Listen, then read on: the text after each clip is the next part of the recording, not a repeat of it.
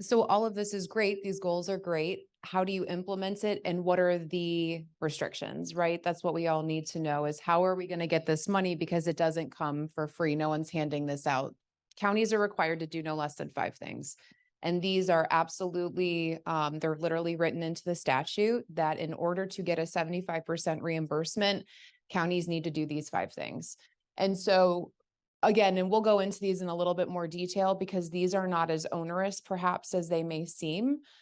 We need to adopt risk screening tools to guide diversion. So we're not using a buckshot approach when we're trying to treat kids or figure out what they need. We need some guidance. We need to figure out, does this kid have substance use disorder issues? Is there anger management here? Educational issues? Do we have parenting issues? Do we have these things? We identify those things and specifically target them. And that risk screening tool and mental health screening tools, that is going to guide us at a very preliminary stage in the process. And so this is good. This is good stuff, right? So we're going to be using the resources we have more effectively and efficiently.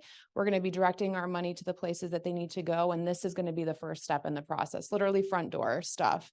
The second one is using a risk assessment tool in order to guide diversion or sentencing. We call it diversion in juvenile court, your sentencing decisions. And again, we'll get into these a little bit more.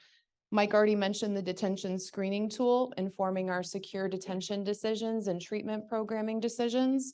We need to use research-based juvenile-specific probation standards. If you can believe it, there are no specific universal standards that are required of juvenile probation officers short of having a bachelor's degree, having a specific certification at the very beginning of your career, but there aren't other necessary requirements for these juvenile court officers to make sure that they're maintaining these research-based, progressive, not in a political way, but moving forward in practices within your courts.